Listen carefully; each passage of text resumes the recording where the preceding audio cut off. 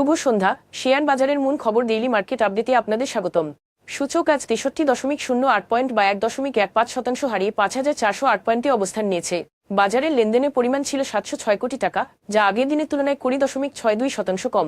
Banking খাত থেকে ইসলামী bank, BRAC bank ও city bank, শিল্প খাত থেকে ওয়ালটন হাইটেক ও বাংলাদেশ শিপিং কর্পোরেশন এবং সিমেন্ট খাত থেকে লাফার্জ হোলসিম বাংলাদেশ, এই কোম্পানিগুলো আজকে বাজার পতনের প্রধান কারণ।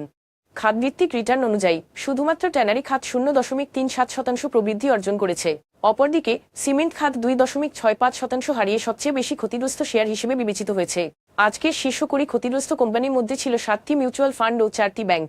আজকে সর্বোচ্চ দর বৃদ্ধি পাওয়া শেয়ারগুলো হল Rahim textile mills, Hami industries, Haqqani pulp and paper mills. অন্যদিকে সর্বোচ্চ দরপতন হওয়া শেয়ারগুলো হল ICBAMCL third NRB mutual fund, ICBAMCL first Agrani bank mutual fund, Karnaphuli insurance. উল্লেখ্য, ICBAMCL থার্ড এনআরবি ও ফার্স্ট অগ্রণী ব্যাংক মিউচুয়াল ফান্ডের শেয়ার লেনদেনে কর্পোরেট ঘোষণা থাকায় কোনো মূল্য সীমা না থাকায় এর দরপতন হয়।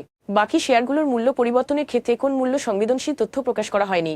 যেসব কোম্পানির লেনদেনের পরিমাণ গত 3 মাসের গড় লেনদেনের তুলনায় উল্লেখযোগ্যভাবে বেড়েছে সেগুলো হল JMI syringes and medical devices, active fine chemicals, Safko spinning mills. এই শেয়ারগুলোর লেনদেন বৃদ্ধির পেছনে স্বাভাবিক কোনো কারণ জানা যায়নি। আজকের শীর্ষ দুটি সংবাদ। 2025 সালে প্রথমার্ধে যুক্তরাষ্ট্রে বাংলাদেশের তৈরি পোশাক রপ্তানি 25.13% প্রবৃদ্ধি অর্জন করেছে, যার মধ্যে দর ও পরিমাণ উভয়ই বেড়েছে। এই প্রবৃদ্ধি ভোক্তা চাহিদার পুনরুদ্ধার এবং বৈশ্বিক সরবরাহ শৃঙ্খলে কৌশলগত পরিবর্তনের আভাস, বিশেষ করে চীনের সাথে যৌথ বাণিজ্য ও শুল্ক পরিস্থিতিকে কেন্দ্র করে। বাংলাদেশ আন্তর্জাতিক পোশাক বাজারে একটি গুরুত্বপূর্ণ অবস্থান দখল করে নিচ্ছে এবং এই ধারা আন্তর্জাতিক পর্যায়ে শিল্পখাতের স্থিতিস্থাপকতাকে তুলে ধরছে। আন্তর্জাতিক মুদ্রা তহবিল IMF এর হিসাব অনুযায়ী 2025 সালে দ্বিতীয়বারের মতো বাংলাদেশের বৈদেশিক মুদ্রার রিজার্ভ $25 বিলিয়ন অতিক্রম করেছে। রেমিট্যান্স ও রপ্তানি আয়ের উচ্চ প্রবাহ এর পেছনে বড় ভূমিকা রেখেছে। এছাড়া IMF, বিশ্ব ব্যাংক ও এশীয় উন্নয়ন ব্যাংক ADB এর সাম্প্রতিক অর্থছাড়া রিজার্ভ বৃদ্ধিতে সহায়ক হয়েছে। বাংলাদেশ ব্যাংকের নিজস্ব হিসাবে রিজার্ভ এক সপ্তাহে বেড়ে $29.80 বিলিয়ন থেকে $30.07 বিলিয়ন পৌঁছেছে।